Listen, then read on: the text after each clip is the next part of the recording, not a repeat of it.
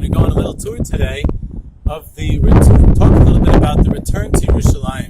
Where we're standing now, in the background is the old city of Yerushalayim, where we're actually standing on Har HaZeisim, and I'm going to use this backdrop of the old city and where we're standing in this historic place to discuss a little bit with you today about what it means and what the significance is of the Jewish people returning to Yerushalayim throughout the ages, and especially in recent history. If we go back to ancient history, where we're standing from the position straight across the old city to Har HaBayis, this is where the Kohen Gadol would stand when he would burn the Parah Aduma. It would be on Har HaMishcha, what Chazal tell us, on Har HaZeisim, and he would do the Avodah of the Chattas of the Parah Aduma from here, opposite the Beis HaMikdash, opposite the Kodesh HaKodashim, where now we don't have the Parah Aduma, we don't have the Kohen Gadol, we don't have the Beis HaMikdash, and that's something that in these days we're mourning about. But over history, what happens is that after the Churban and after the exile, and we disperse and we're in all different countries around the world, we never forget where we come from, and there's always this yearning to a remembrance to come back to Yerushalayim, and that's a vision, that's a dream that's realized by certain special individuals throughout history, and that's where Har HaZeisim of today comes in. Because today, as you see, it's one of the most famous and one of the largest and most prestigious Jewish cemeteries in the entire world. And many, many great people are buried here. And they come from all different types of places, backgrounds, even time periods, different cultures, different customs. And what brings them together is two things that they all sit and lie here together. Is number one, they are all part of the Jewish people.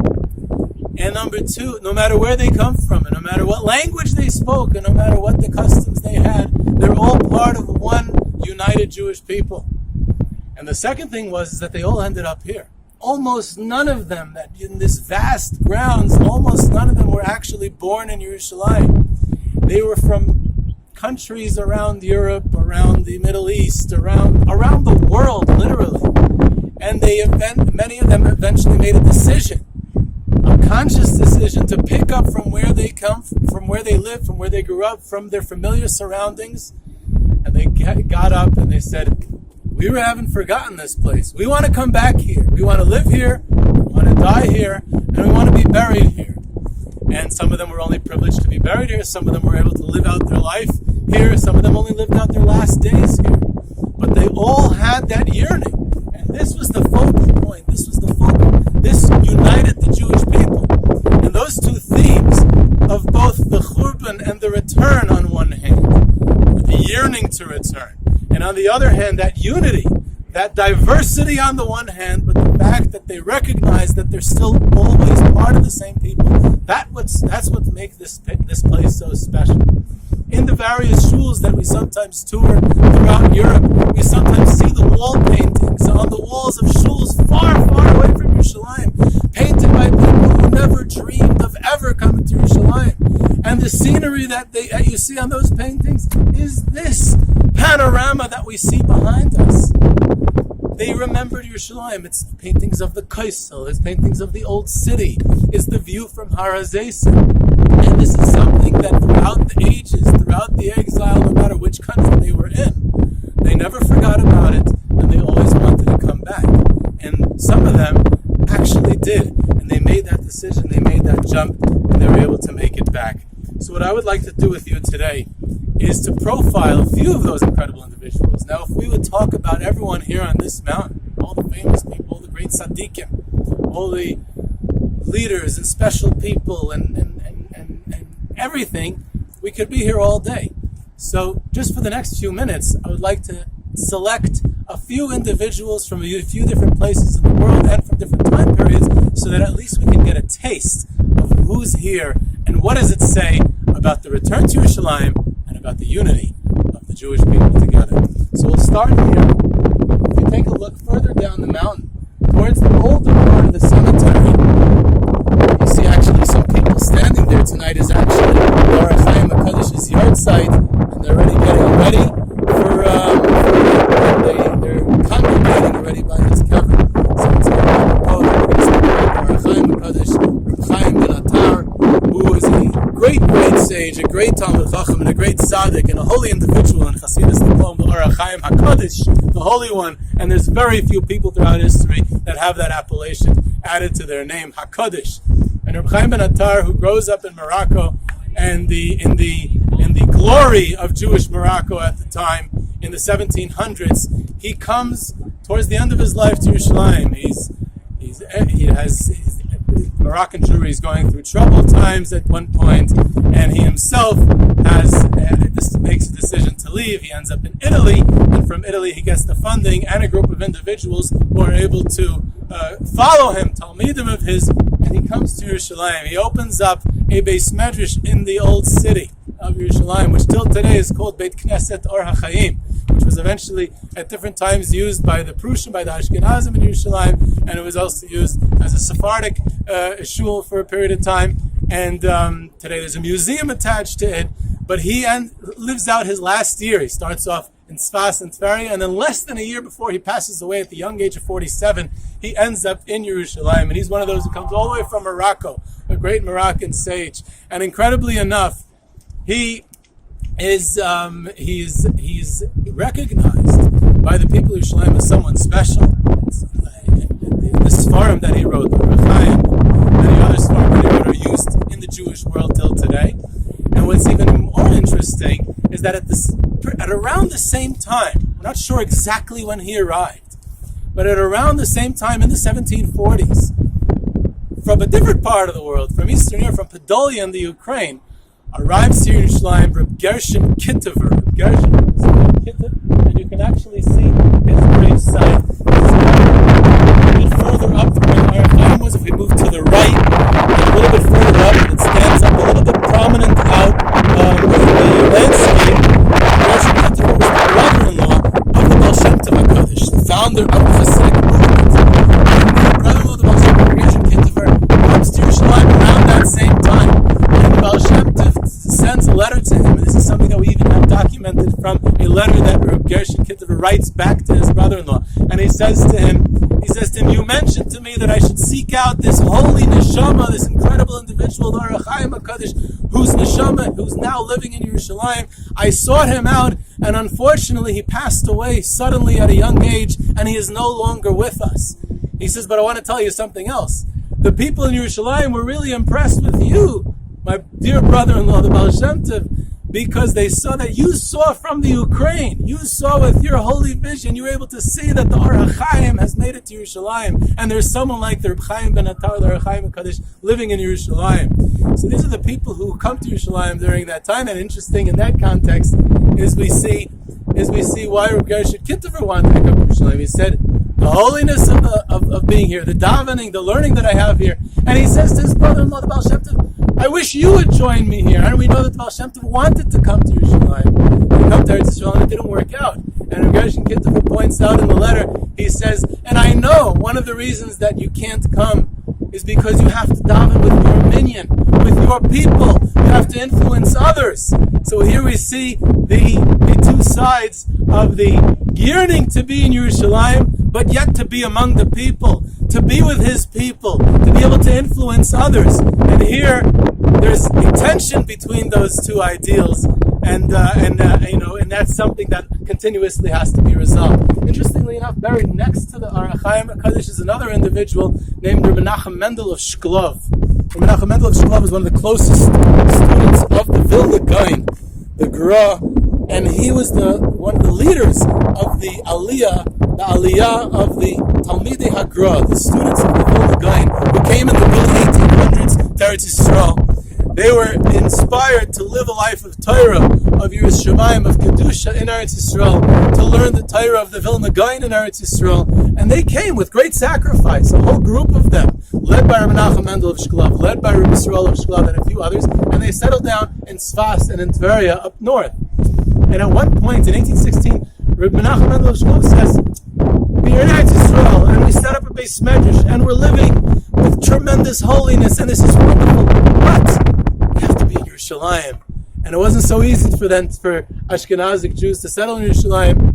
The local Arab landlords preferred the Jews of Sephardic origin for all kinds of financial reasons and others, which I'm not going to get into. But Rabbi Nachman ben Shlomo says, no, I insist. We have to restart the Yishuv in Yerushalayim. We have to come back.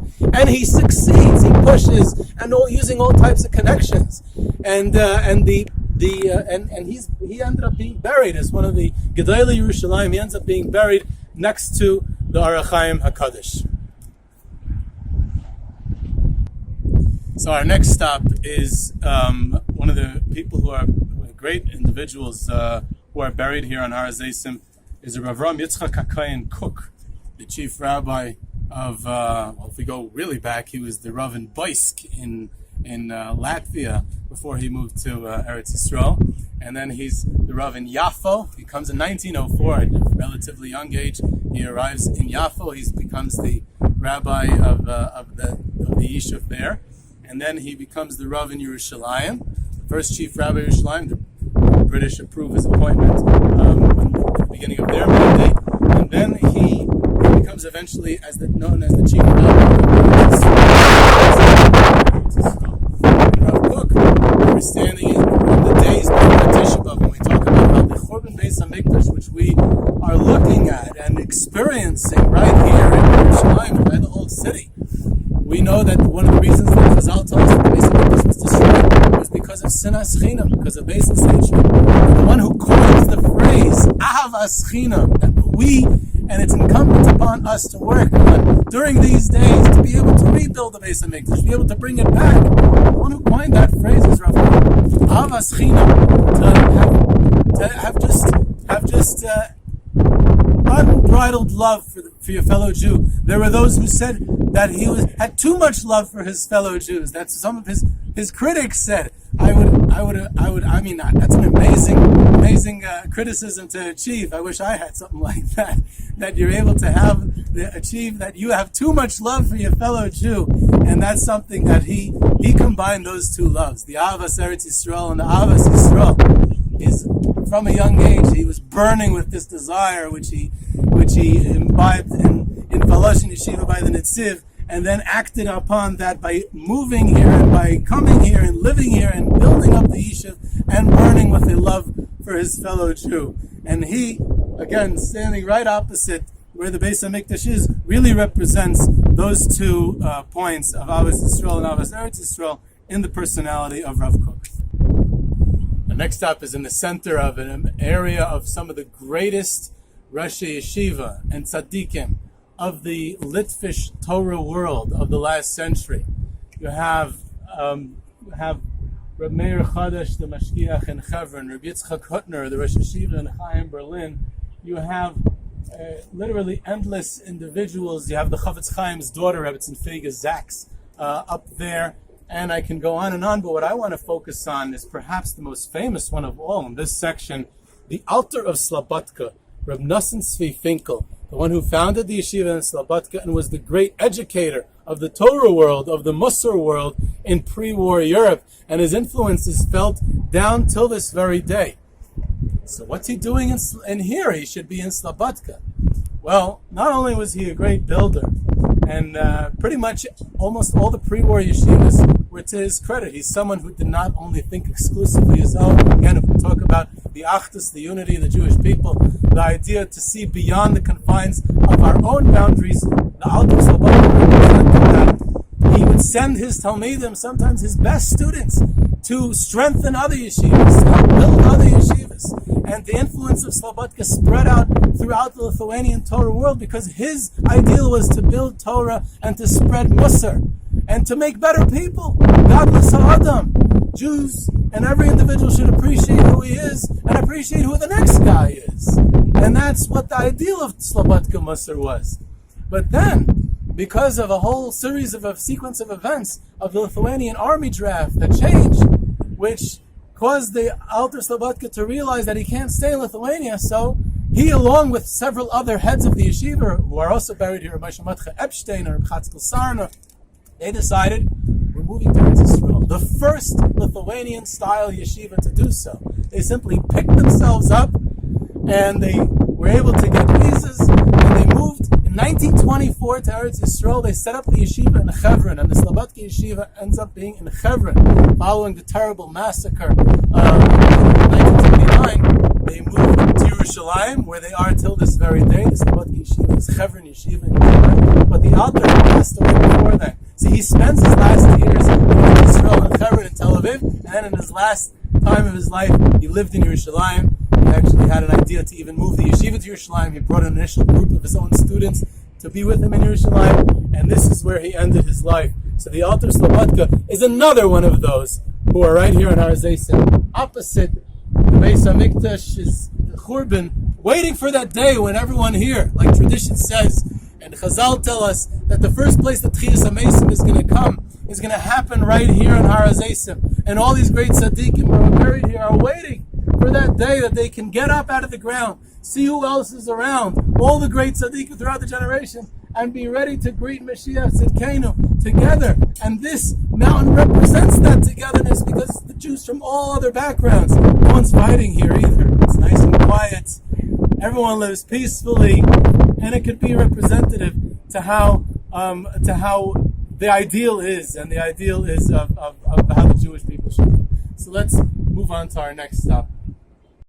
We are on the next section, our next stop, the next section of the cemetery, the Galicia section. We're standing in front of the Bluzha Rebbe, of Yisrael Bluzha. If you take a look at our view, we're already at this point not facing the old city of Yerushalayim, which is on that side of the mountain, facing towards the desert. You can use your imagination a little bit and literally see Avraham Avinu coming from Hebron or Beersheba, coming to Yerushalayim, to the Akedah, to Har HaMoriah, with Yitzchak on a donkey.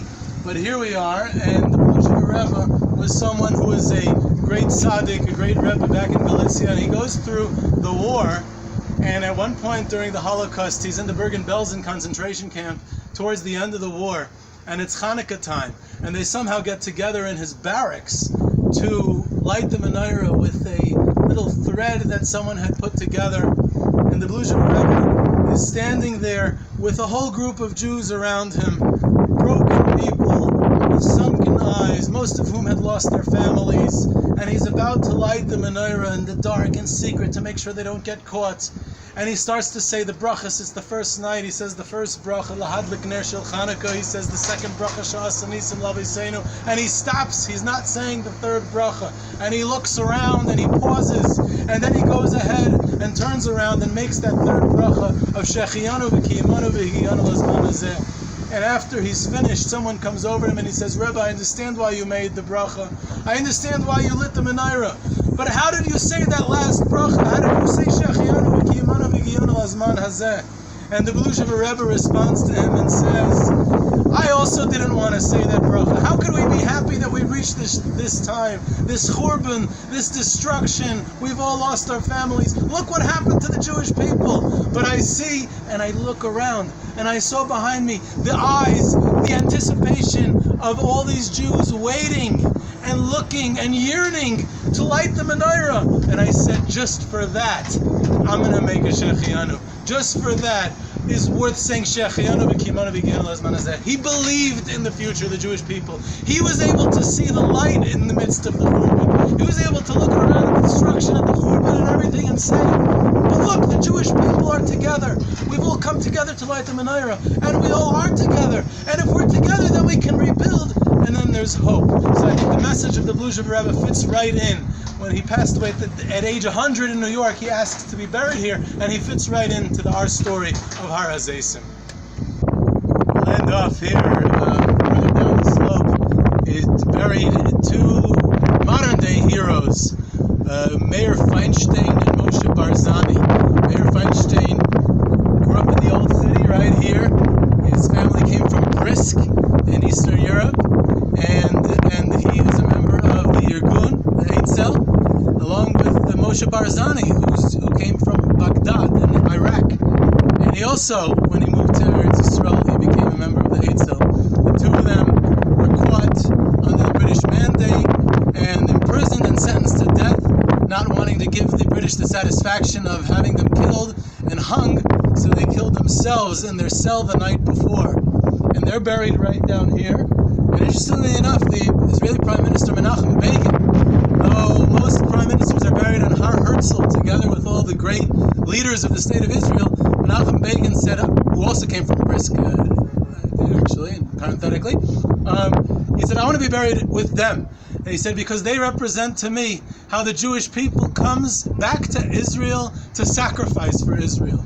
You have Moyer Feinstein from Poland, you have Moshe Barzani from Iraq, and the two of them come together and are willing, as young, they were in their 20s, to sacrifice and to literally give their lives to be able to create a home for many Jewish people, and that's where Menachem Begin, is also buried. Not far from here is, of course, where Matagur with his paratroopers gave the famous historic announcement, Har Habayit Bi'adeinu, during the 6-Day War, when his paratroopers attacked and were able to get into the old city through the Lions Gate on the other side, but he himself was here. His command post was right here on Har HaZeisim, a little further up from where we're standing, and Matagur makes the announcement on his radio, the historic Har Habayit Bi'adeinu, after 19 years from 1948, 1967, during the 6-Day War. They get it back. We're able to go down by the Kaisel again, and hopefully soon, not just the Kaisel, we'll be able to daven in the Beis HaMikdash again, which should be built speedily in our days. And thank you for joining us on our tour, returning to Yerushalayim.